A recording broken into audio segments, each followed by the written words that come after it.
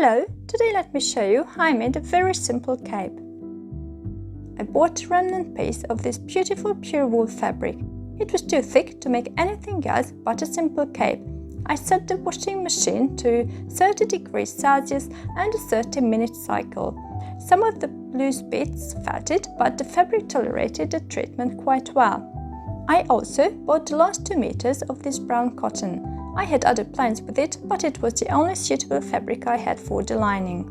I had severe limits regarding the amount of fabric. So first I drafted a half circle that I divided into quarters, and I also divided one of the quarters into two. I used colors to help me not to mess it up. Green to quarters, orange for eighths. Then I folded 1/4 on one side and 1/8 on the other. This way I got more than a half of a half circle, which I was going to cut on the fold, getting 5/8 of a circle, which is less than 3/4 but more than a half. I discovered some issues with the fabric.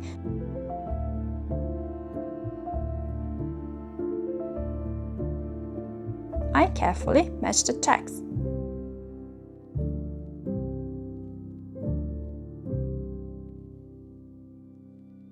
I placed the pattern on the fold. I placed it the way I could make the longest possible cape.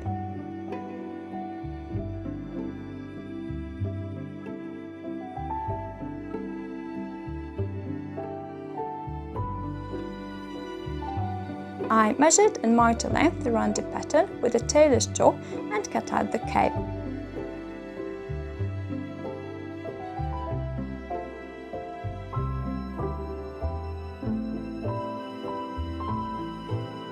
I added a very wobbly allowance to the front.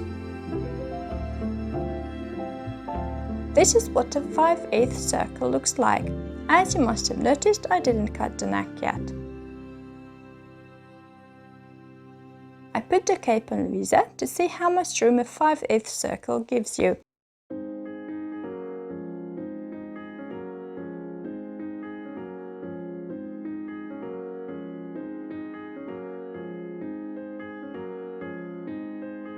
I was going to use a circle skirt calculator where I would have given my neck measurement instead of my waist measurement when I realized I had to take another path. I decided to cut away the excess fabric little by little. I started with a 5 cm radius from the original center point.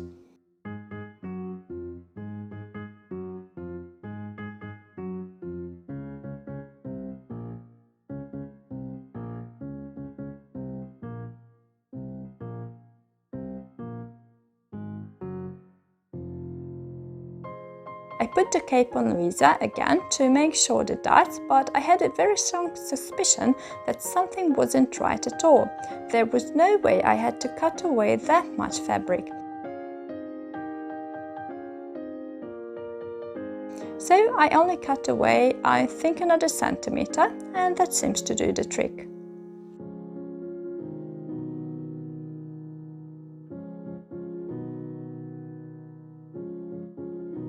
I cut out the lining as well. Unfortunately, I discovered a defect in the fabric. I would have wasted a lot of fabric if I had wanted to avoid the defect. I was quite alright with it. It wouldn't be visible anyway. After dozens of attempts to place the shoulder darts on myself, I could finally baste them. You wouldn't believe how the placement of the darts affects the weight of the fabric on your shoulders. I wanted to reduce the weight as much as possible. I stitched along the basted line.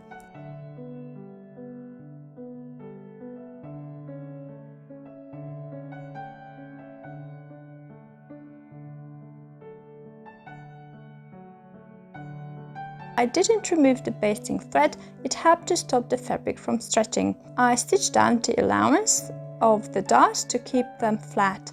I didn't want to trim them in case I wanted to adjust them later.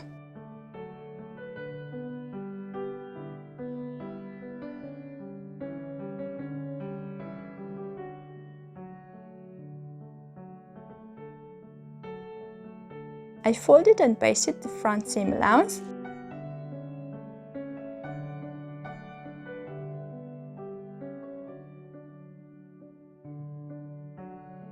I used the basting thread to control the stretched fabric.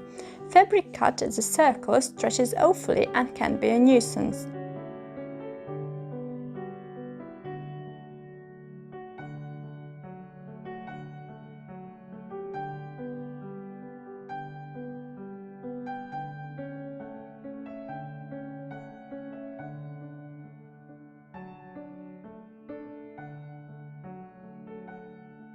I basted along the neck as well to control the shape.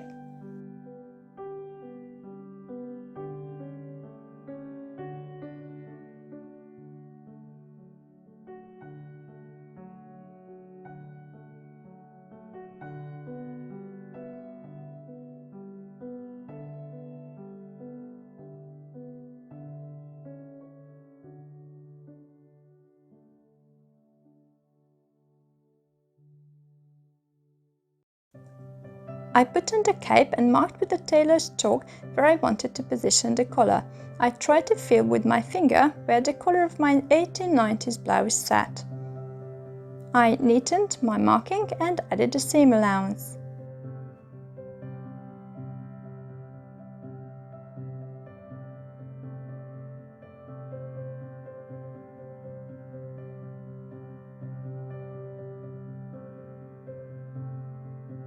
I pinned in the lining. I didn't sew darts in the lining because I wanted it to have room for movement.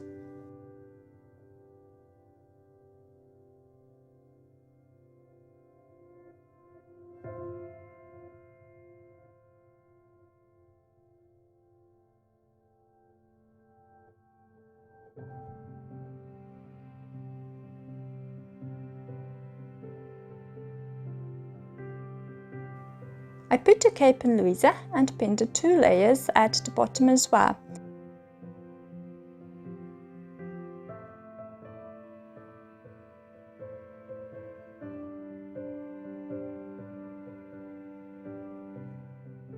The lining stretched differently.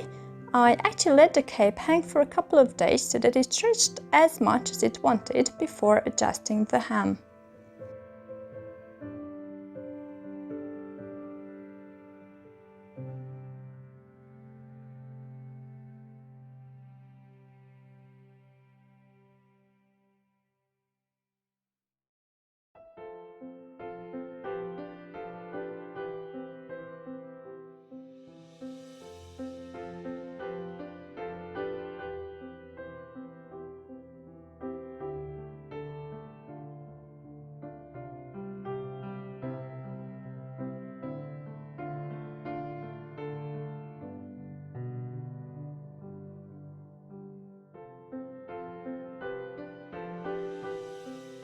I basted along the neck and the bottom.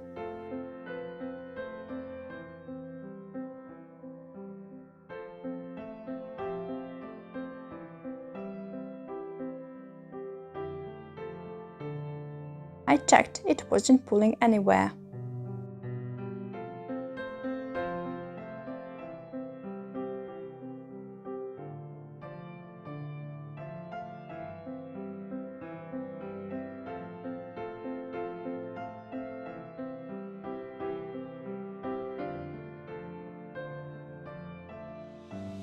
I measured 1 centimeter from the edge.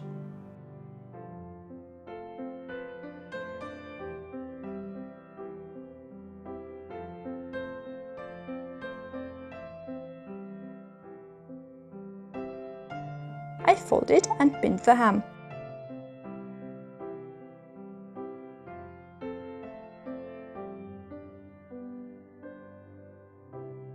Then I basted it.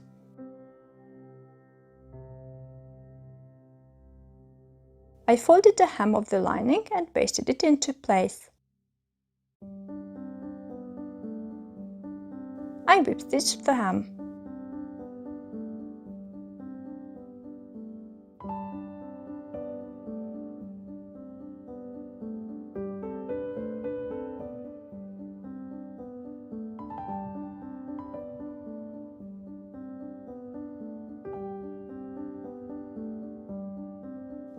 To prevent stretching of the front, I decided to use a 5 cm wide twill tape, which was sewn in between the 2 layers.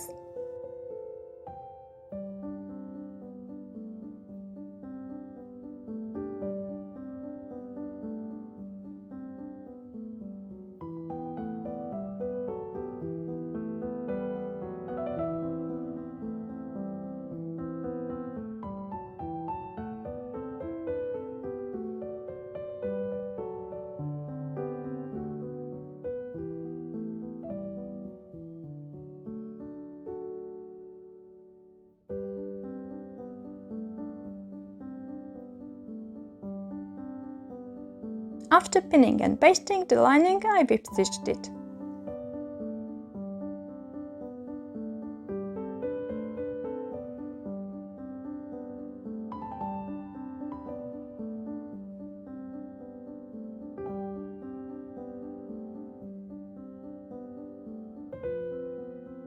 I realized I should have left some ease in the lining at the hem, so I unpicked the stitches, let out 1 centimeter from the hem of the lining and stitched it again.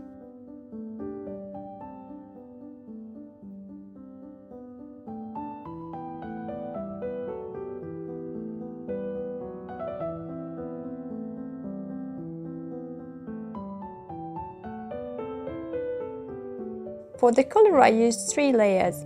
I interlined it with the fabric I used for my 1890s blouse. It wasn't really suitable for that blouse, but made a perfect interlining. I used the collar pattern of said blouse with a minor adjustment. I found it rather difficult to understand how to layer the collar for stitching. As you can see, I stitched on the basting line and I didn't remove the basting thread again.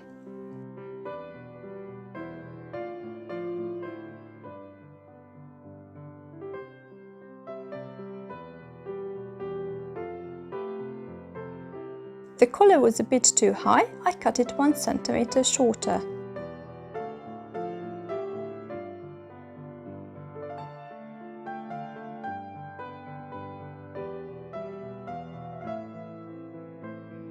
I trimmed the allowance of the interlining. I also trimmed the whole allowance of the collar a bit shorter.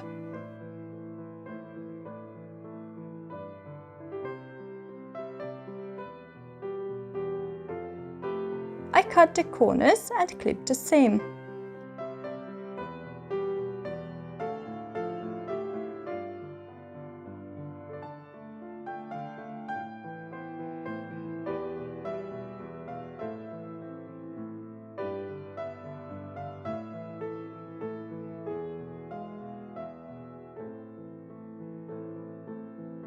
I folded the seams at the corners and holding them tight, I turned the collar to the right side.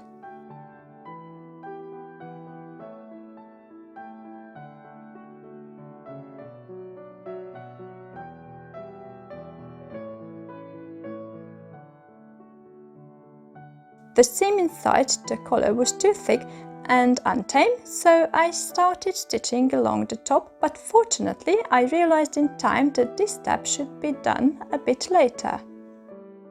I sewed the collar on the cape and trimmed the seam. I cut the allowance of the interlining short.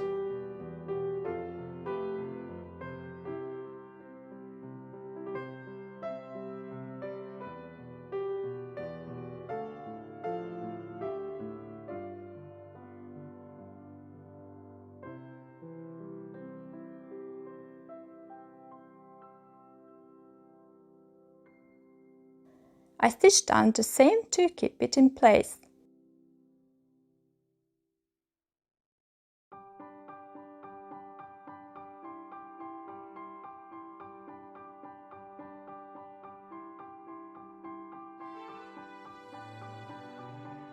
I pinned the collar lining to the neck.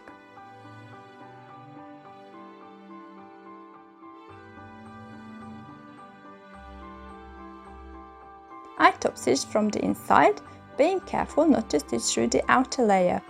I always baste before I stitch. I can work with more precision this way and am free from pin-inflicted injuries.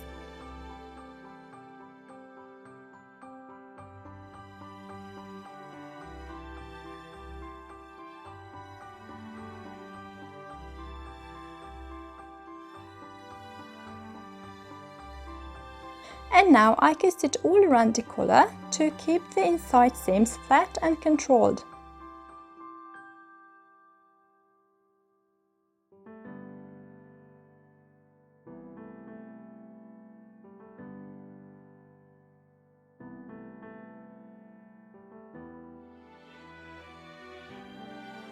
If you saw my other videos, you already know that I always struggle with the collar.